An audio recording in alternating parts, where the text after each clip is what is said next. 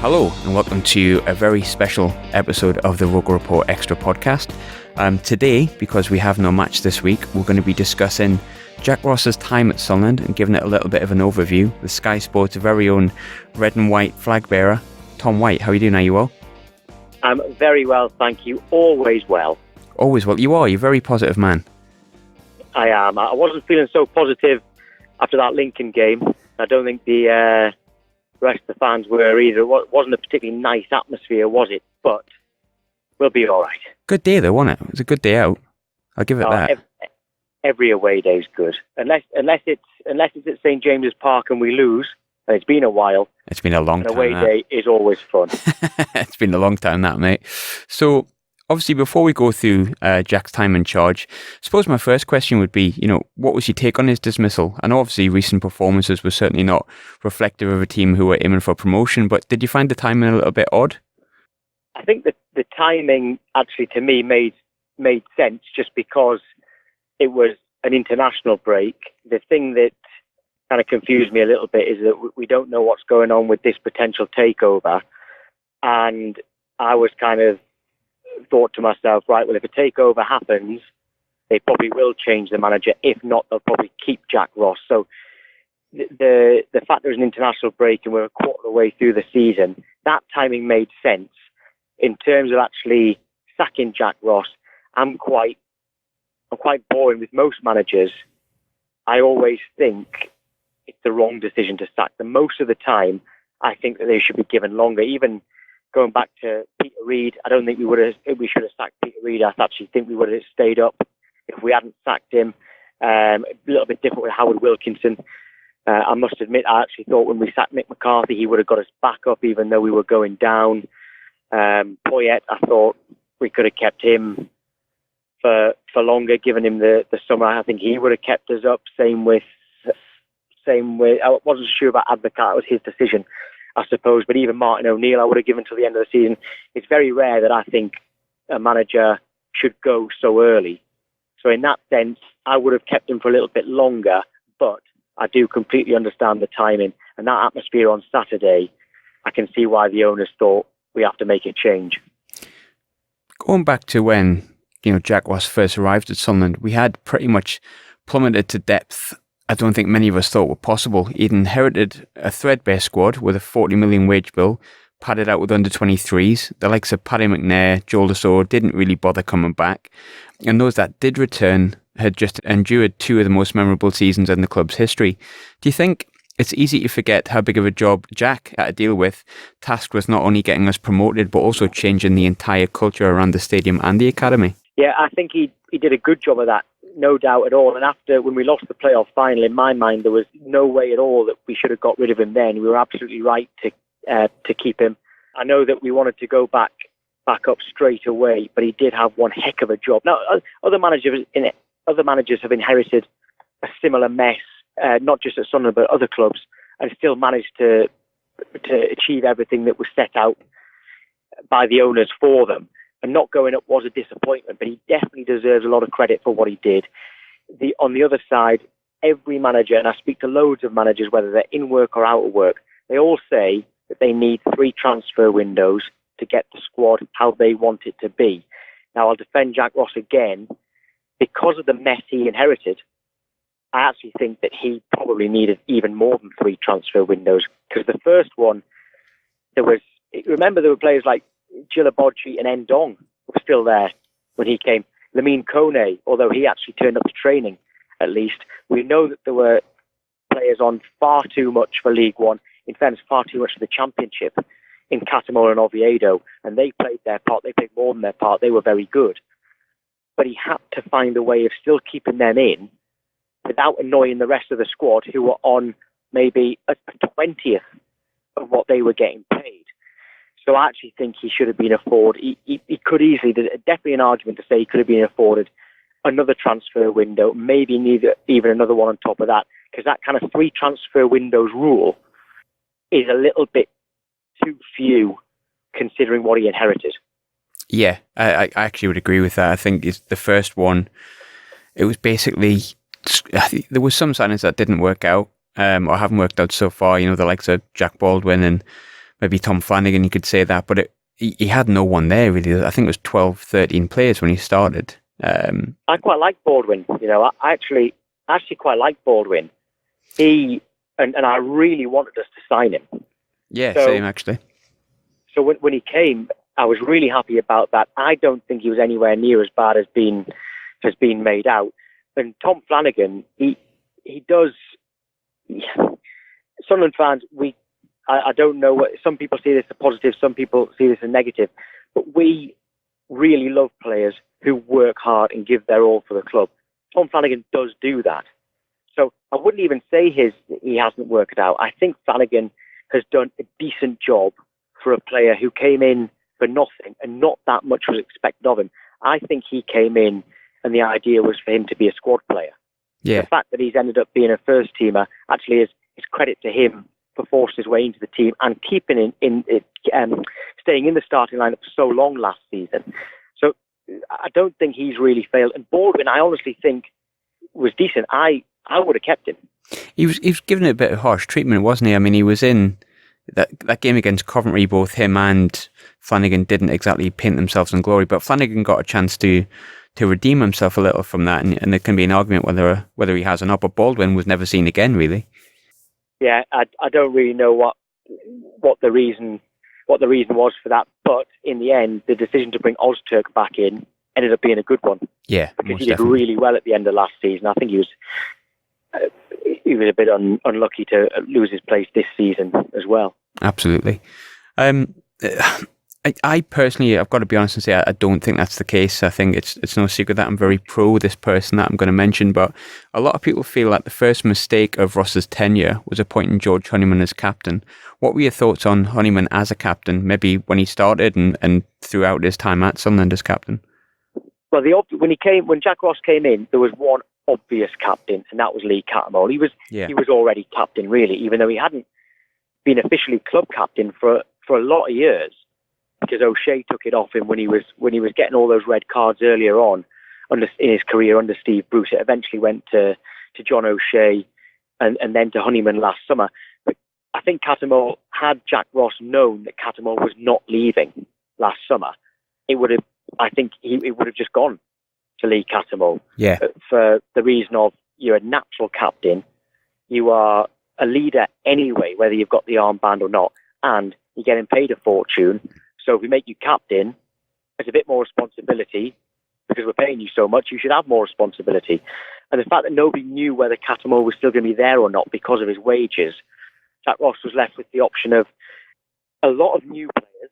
I don't think he would have wanted it to given to a player who was new to the club. He needed someone who knew the club inside out and also had a fair few amount of games under his belt. And George Honeyman, being from the northeast, having been at the club since, well, I don't know if it was early teens or maybe even earlier than that. Since he was 10. And he played a little bit since he was 10. Well, yeah. Exactly. Then he played a little bit in the Premier League. I think he played more minutes than everyone else in the Championship. He did. Yeah, that's right. Yep. Yeah, I think that with uncertainty over Cattermole last summer, I think Honeyman was the right person to give it to. If I'd been Jack Ross, I would have given it to him as well. And he was a good ambassador for the club. He came across well in interviews. There were times when I think that maybe he could have done with a little spell out of the side. And because he was captain, your captain tends to be picked, which is understandable. That's maybe the only criticism of it. But I had no problem with him being captain whatsoever. But I do think it would have been Cattermole if Jack Ross had known that he was staying.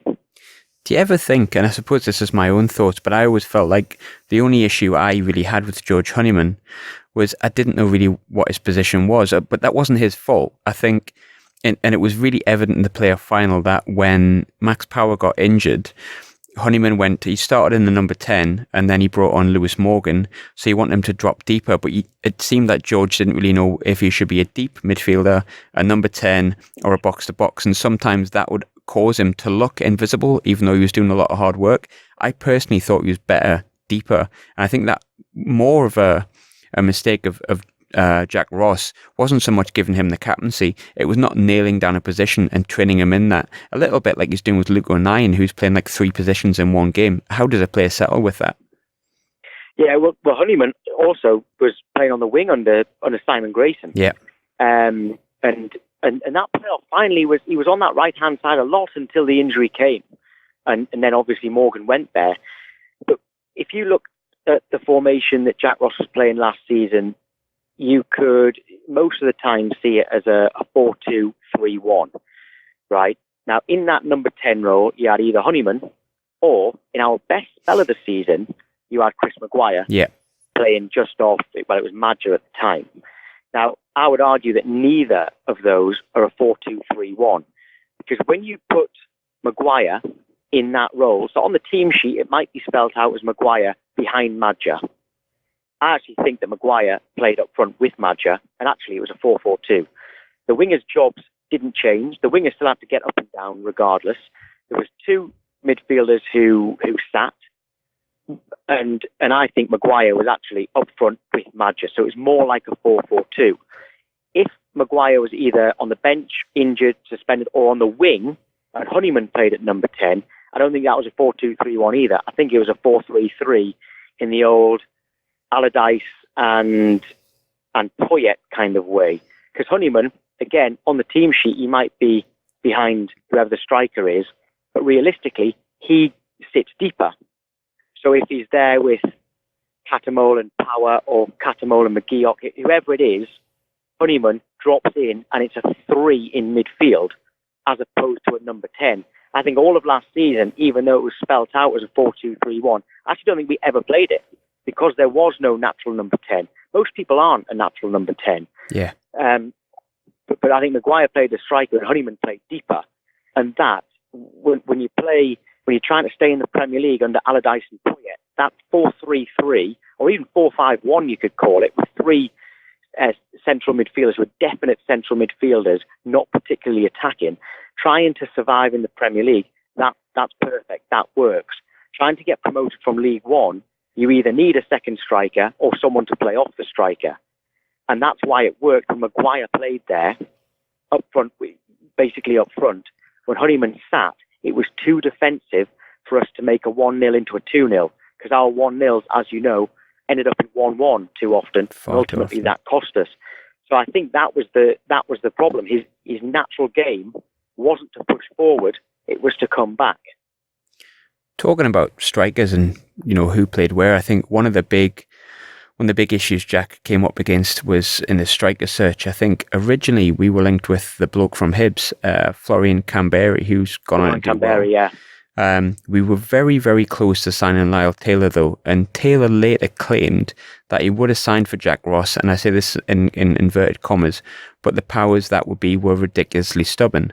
In the end, Taylor signed for Charlton for less wages, went on to score 25 goals, and provided 12 assists. We will never really know the true story. It'll be he said, she said a lot of the time, but do you feel that Jack Ross was hamstrung by the recruitment team, maybe wheeling and dealing a little bit too much? Well, I don't know whether they were wheeling and dealing, but really, if they are being a little bit, if the recruitment team and the owners are being a little bit kind of tight, a bit stingy with the wages, good, because we've had it for so long where we've overspent. We've said, you don't really want to come to Sunderland, do you? Oh, well, I'll tell you what, we'll give you more. And players have signed, and their hearts haven't been in it. So actually, I see it as a positive if we are trying to keep the wage bill down and kind of counting every penny, because we should be, because we are in League One, and actually, even if we go higher, that should still be the policy. So I don't mind that. But definitely Lyle Taylor would have made a big difference, because I think he's a really, really good player. Florian Kamberi, I wasn't too fussed about him, if I'm honest. But the one thing that I've noticed ever since Jack Ross has come in, and it's something that I said, I did an interview with SAFC TV at the end of the season, and I said, I know that you've said for a long time that we need pace and power. Yeah. To me, the power is a bonus. The pace is a necessity. Absolutely. It used to be that at the championship level, for a striker or winger, pace was almost enough. Now, the Championship has really improved in quality and tactically, so that's maybe not the case anymore. In League One and League Two, pace is almost enough. If you are lightning fast, you are going to get chances, right? And if you get enough chances, you're going to put enough of them away. And I felt that last season we lacked pace. And this season, we didn't actually add that much pace. Mark McNulty is nippy. I wouldn't say he's lightning. At the end of last season, we had Lewis Morgan, who was fast, but he went. A lot of people tell me that Keziah Sterling is fast. I don't know, because he barely played. But if he was fast, we didn't replace him with anyone with any real pace. And I still think that's been the problem. But even if you look at those strikers, Lyle Taylor isn't lightning fast. Florian Kamberi certainly isn't fast. It looked like if they were the players Jack Ross was targeting, that wasn't a necessity in his mind to bring in fast players. And that's where I think we have really, really lacked ever since last season. If you look at the side, in terms of pace, McGeady's very quick off the mark, but he's not going to run away from his fullback. All right, no. He gets past his fullback with tricks. That's fine. Lyndon Gooch is pretty quick. Like I say, McNulty is pretty quick. But when was the last time we've had a player who was absolutely lightning? I mean, maybe Patrick Van Arnholt. Yeah, he was so very, very quick, and I'm sure I'm missing a few out. But since Jack Ross came in, that's what I think that we've lacked. I suppose when you look at the time Jack Ross had at Sunderland as well, and I know he's got his critics, but I honestly think if he was just fit more often, and if it wasn't for all the bad luck he's had, I think Duncan Watmore being fit on a regular basis could have just given us a different weapon, basically, to use. And I think... Yeah, I agree. Yeah, I agree so with that. Speedy. He actually is someone who's lightning. He's just never fit. And actually, every time he comes back from injury, I think, oh, well, he'll have lost his pace. Actually, he hasn't lost his pace.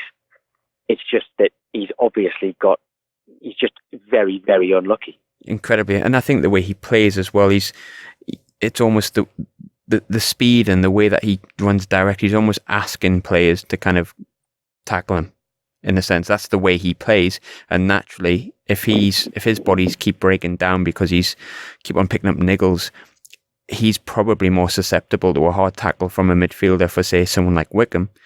And that's going to put him out for the end of the season. But I think if Watmore was fit, I'm not saying he's the oracle, but I think that certainly would have helped Jack Ross's case for needing a bit of extra pace in the team. But then on the flip side, knowing that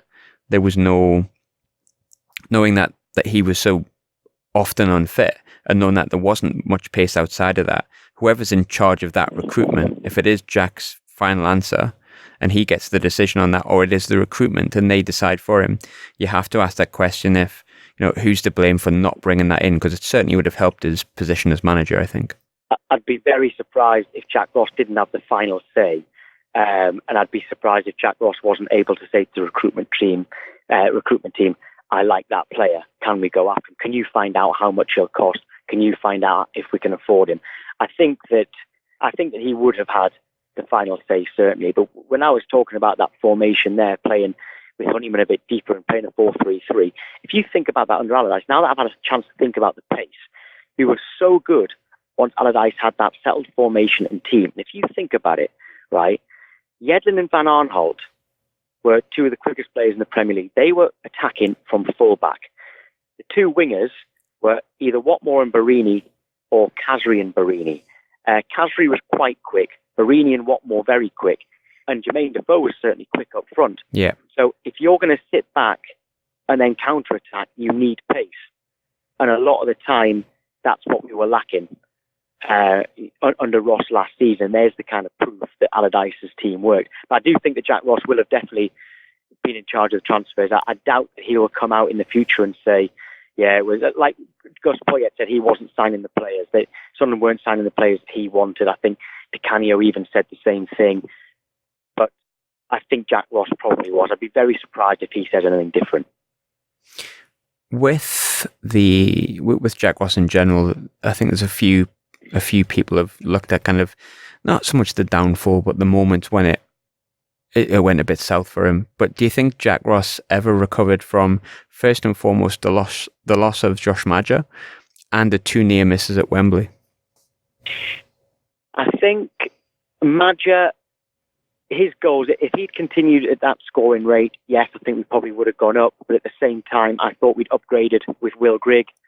So I can't criticise that because I agreed that we'd be better with Grigg than Madger, even though I did think that we paid a little bit too much for Grigg, and through no fault of our own, just purely because of the contract issue, we didn't get very much for Madger. But that was definitely a turning point, not having Madger's goals anymore, and Grigg not hitting the ground running like we had hoped. The Wembley defeat in the Checker Trade Trophy, I don't think that will have affected them that much. I think they would have loved to have won the trophy there. They went to Wembley. When we went to Wembley against Manchester City in 2014 in the League Cup final, it was win, lose or draw. We are so happy to be here. We shouldn't beat Manchester City anyway. We're going to have a great day. Checker Trade, it was right. We're going to have a great weekend, but we expect to win this. So there will have been a little bit of deflation. But wasn't it straight after that game that we went to, wasn't our next game the away at Accrington? Accrington, yeah, on the Wednesday or Tuesday night.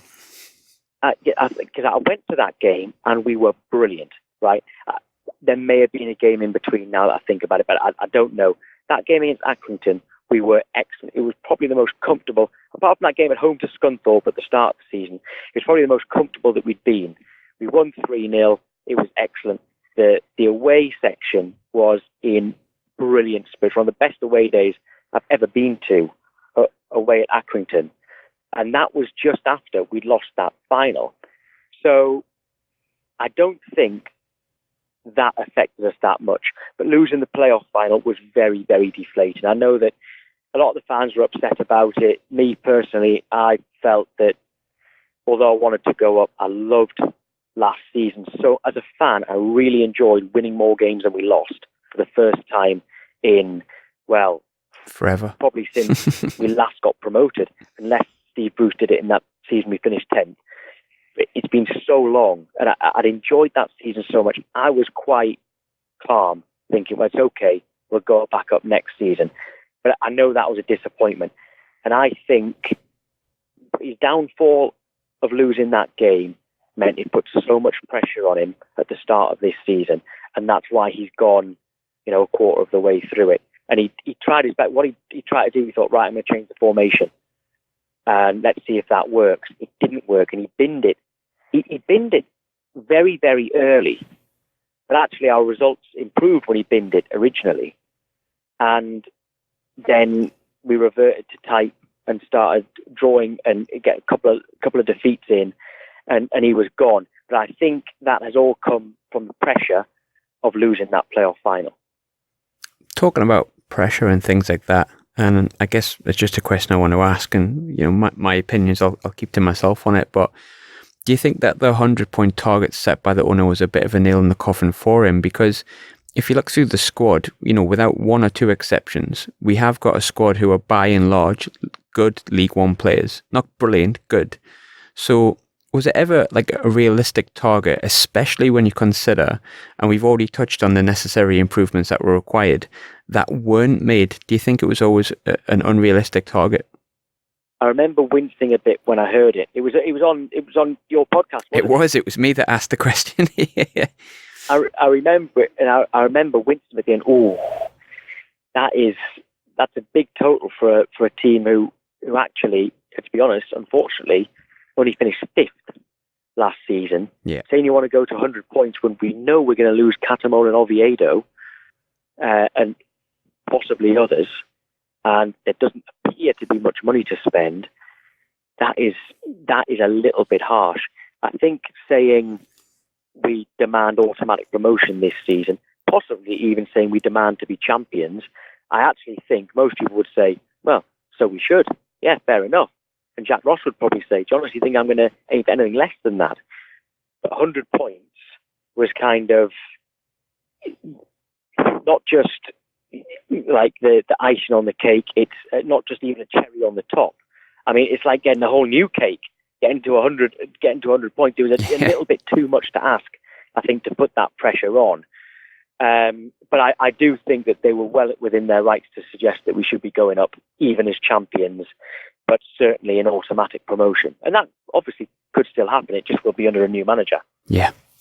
Now, when I last interviewed Stuart on the podcast, I asked him, because I think even though I'm doing this podcast surrounding Jack Ross's time, I think I was quite evidently felt that he wasn't the man for the job shortly into the beginning of the season. But I asked him on that podcast, and I told him quite honestly that I wasn't a fan of Jack Ross. And I said, why is Jack the right man for Sunderland? And you'll have to bear with me as I read his response, but you'll see where I'm going with it once I've read it out. But his response to the question of why is Jack Ross the right man, or why should I believe he's the right man, he said, for a number of reasons, he has been successful before.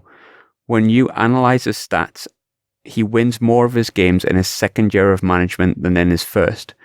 When you watch him and listen to the people at the club who talk about the sessions that he puts on, the training, etc., it sounds like from the people who are at the football club, who know the football from seasons before, it's night and day from what it was previously.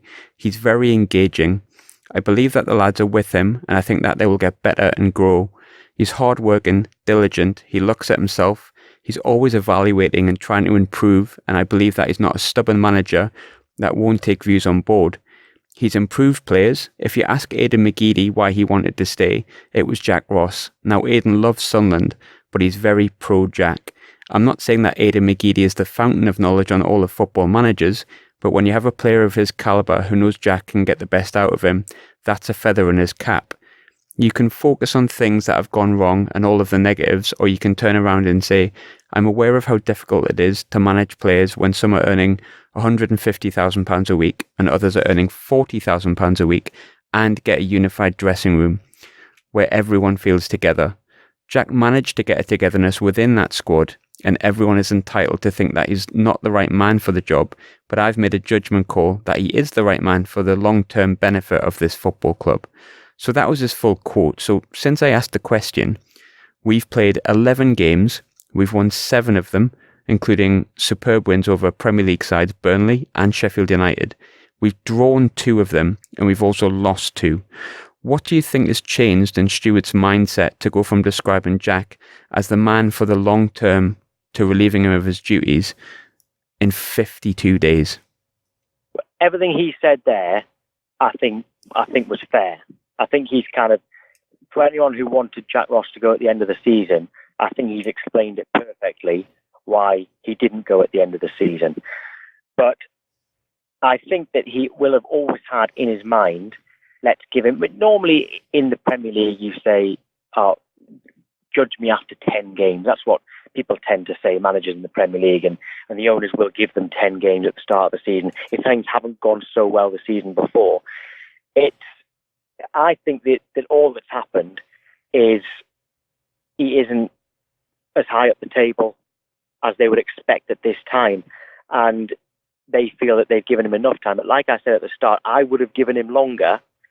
I think that all that's happened is he hasn't done as well as they think so far, and they feel a change is necessary. What I am surprised about the fact that they've let him go, and the takeover as yet hasn't happened. Well, to takeover with inverted commas, because we don't really know what it is. I thought that if they were going to get rid of him this early, I thought they might have had somebody lined up, someone they might have spoken to, and who would agree to take the job. They think, while this person is available, we need to get him now, because this person guarantees us promotion. Like what happened when Steve Bruce left, Martin O'Neill was interested in the job, and Martin O'Neill was highly sought after at the time. So Steve Bruce might have got more time if it wasn't for Martin O'Neill being available. And I thought maybe when Jack Ross went, we had something similar lined up. That clearly isn't the case, because they're doing a proper interview process this time. So it's a very, very fair question when you listen to those quotes from him. I just think that he expected more from him at this stage. Yeah, quite possibly. Yesterday, Jack did release the following statement from the League Managers Association. He said, it's been an honour to have the responsibility and the privilege of managing Sunderland AFC for the past 18 months, and it is with regret that I leave my position there. I leave with my head held high in respect to the depth and the commitment and hard work my staff and I applied to the job. I offer my sincerest gratitude to all of my staff, those who I brought with me to the club, those who were already in place. Every single one of them has provided me with huge support and are not only good at their jobs, but more importantly, are fantastic people. I would like to extend my thanks to all of the players I worked with and who bought into my ideas and workings, and I will miss the relationships I built with them. To the supporters of the club, I offer my thanks for their welcoming 18 months and for their support since. I hope that the future brings a deserved reward for the passionate and loyal backing. And finally, I reflect upon 2 Wembley finals, 1 league defeat at the Stadium of Light, victories over Premier League opposition, and an overall progressive record, and take satisfaction from them. Furthermore, I believe that we rebuilt the spirit at the Academy of Light and under the most challenging circumstances at times. Thank you to Sunderland AFC and good luck.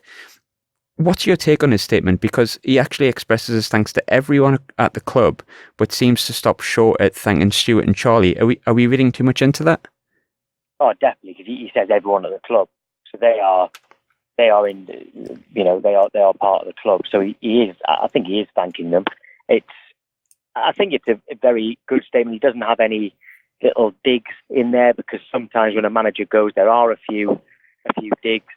Maybe the bit at the end when he's saying, I remember the two Wembley finals and the getting the squad together and the progressive record. But all of that is true. All of that is fair. Oh, very much so, yeah.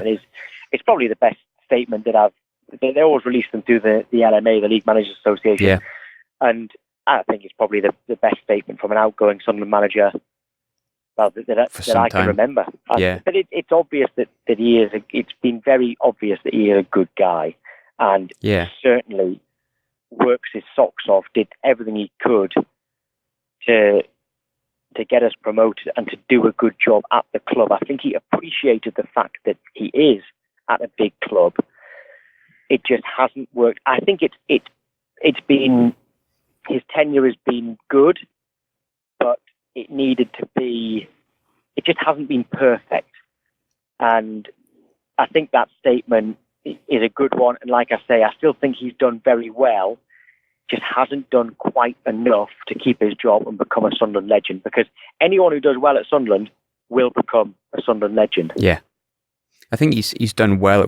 He was good. He just wasn't as good as we needed him to be. But you can't deny that we're certainly in a much better place with him leaving than where we were when he came. And whether that was definitely as good as some people wanted. And again, I will be honest now, I didn't want him to be the manager of the club from about middle of August onwards, but I think he's a really classy bloke. I think he'll go on and do very, very well. I think this experience that he's had at Sunderland will stand him in great stead. And some people have said he's going to go back to Scotland and that's what he'll do. I would not be surprised if in a couple of years' time, the experience he's had here, plus the obvious potential he has as a manager, sees him somewhere in the Championship. I really wouldn't. Yeah, I'd go as far as to say that I expect that. Yeah, actually, yeah, same. And you do learn a lot from your mistakes. Or well, any good manager learns a lot from their mistakes as a manager, and he will look back and say, I shouldn't have done this. I wish I'd done that, just like anybody would. And I think he'll be better for it. I don't think he'll get the club as big as Sunderland, but he may well get a club in League One who are also challenging for promotion. And who knows, he might get a club promoted while we don't go up. You see, that could still happen, and he'll end up higher up than Sunderland, even though it's probably not going to be at such a big club. But I think you're absolutely right. I think he will have a very, very good managerial career. It's actually really sad that it's not going to be here. Yeah, no, I absolutely 100% echo those sentiments massively. Talking about more positive things, it sometimes feels like the time Jack Ross had was a little bit negative, and it really wasn't. You've got some really standout moments. You've got that last minute win at home at Charlton's one of the best of all time for me. The 4-2 win over Barnsley, 9,000 fans at Blackpool. The 2 Trafalgar Square takeovers were absolutely fantastic, and there's been some really positive moments that have come out of Jack Ross's time, despite its admittedly sad ending. But what was your personal favourite memory of his time in charge, or favourite game, if you prefer? Well, I missed the Blackpool away. I was absolutely devastated to have missed it, because if I'd gone there, I would definitely have said that. a strange one I'm going to say, because I also wasn't there, was, can you remember Boxing Day, Bradford at home? Yes. And we got, was it 46,000? 46,000, yeah. And fans who couldn't go were paying for, through the academy, the Foundation of Light for children to go in their place. Hand on a gift or something like that, wasn't it? And it was a man, I think a local businessman, that said he wanted to do it, and I think Stuart Donald then retweeted it, and then Charlie got behind it. Yeah, that was fantastic, actually. That's a brilliant memory. Yeah, because I did that. I couldn't go on Boxing Day either, and so I paid for two adults and two children to go, so it was kind of like to go as a family, maybe. And that was this is not even on the pitch, so this isn't even for Jack Ross. I suppose this may be even just the way the feeling was, the atmosphere around the club was such a positive atmosphere, and we hadn't had that. We had it in little spells when we'd make a great escape, especially under Poirier, but also under Sam Allardyce as well. We had little spells where everything was great. But the club at the time, it felt like we were on track to get promoted. We were winning on the pitch, and then off the pitch, you had fans helping other fans, and you don't get that at every club. So my favourite part of the season was actually that Bradford game at home, and then on the pitch that day, we did win 1-0, but it was pure comedy when they clearly scored. The ball was well over the line.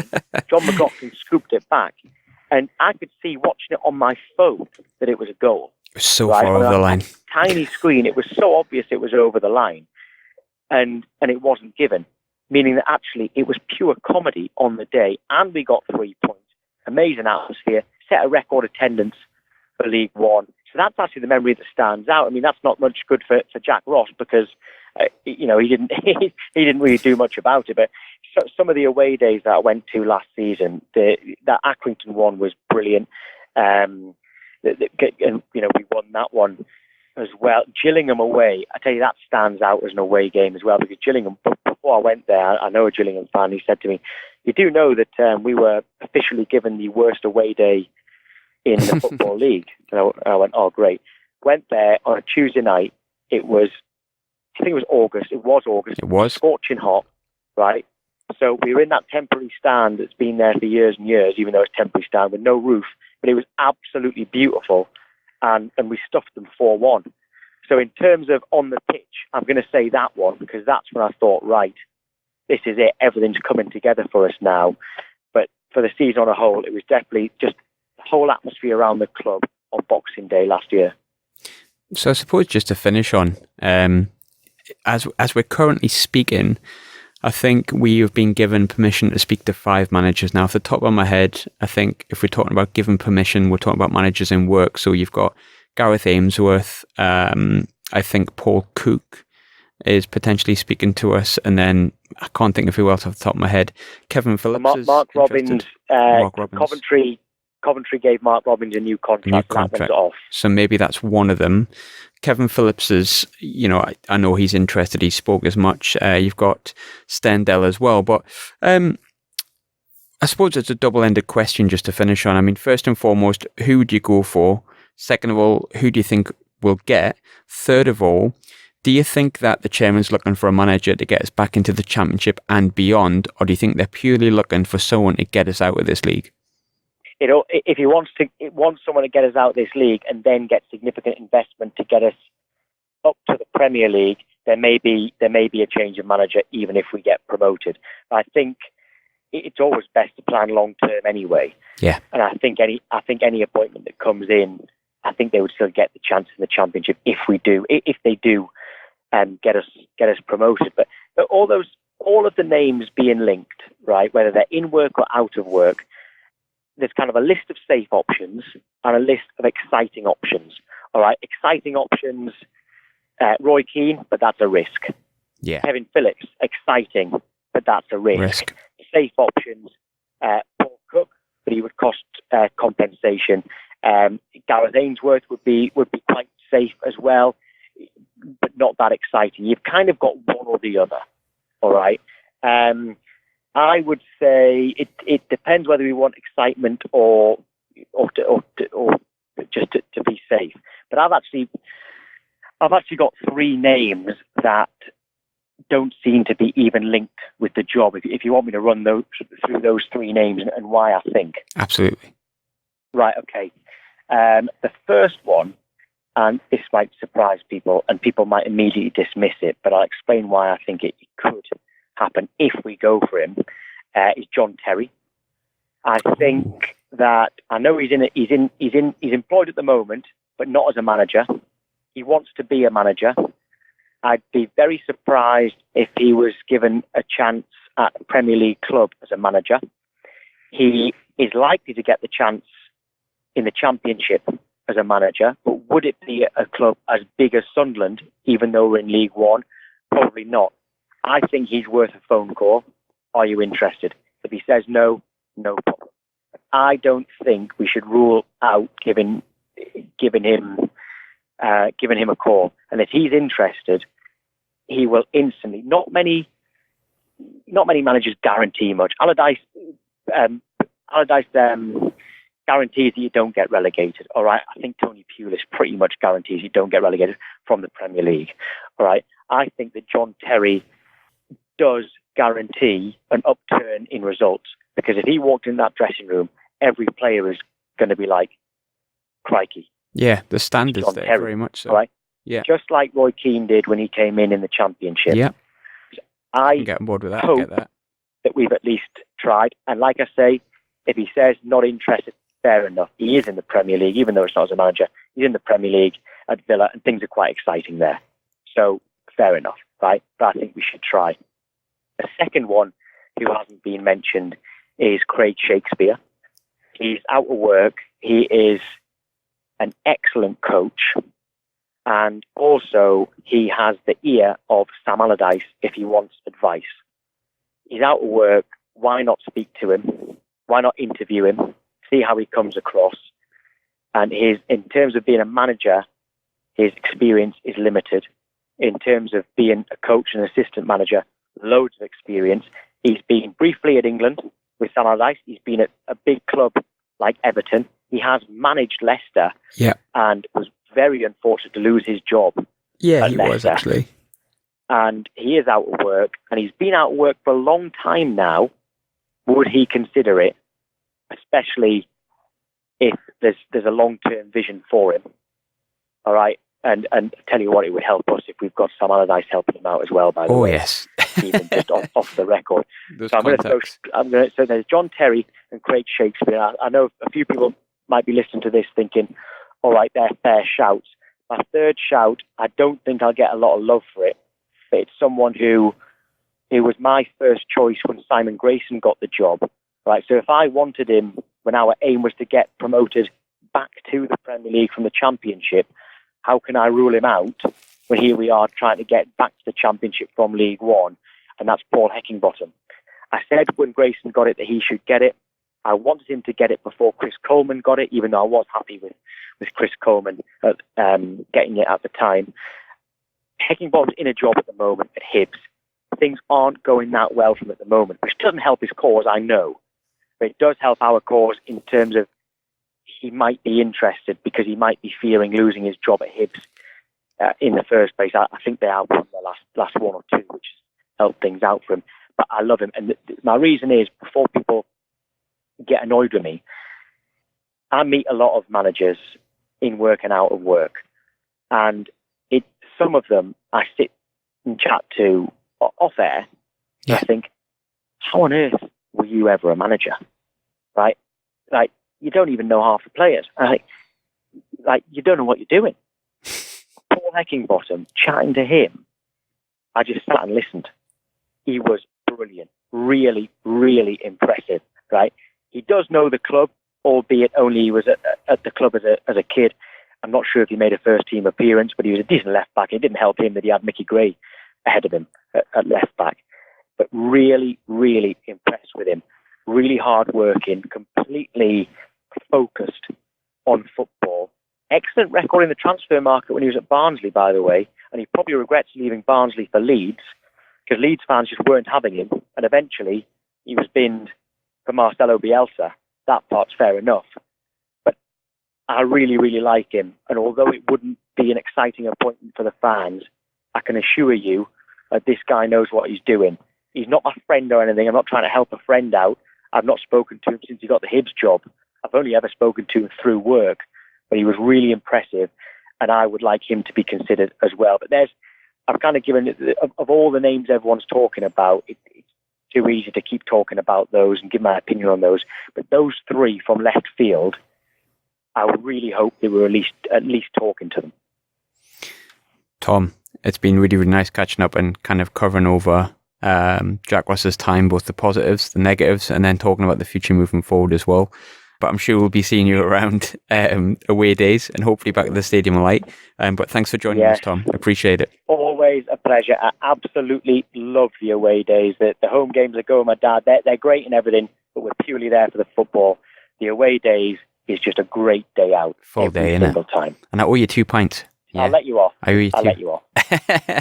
Well, you know where I'm at, mate. But thanks for joining us, all right? Pleasure. Thank you, as always, to our guest today, which is Tom White. Thanks to everyone listening. And thanks, of course, to Sunderland University, which is where we record the show from. Have a good rest of the week.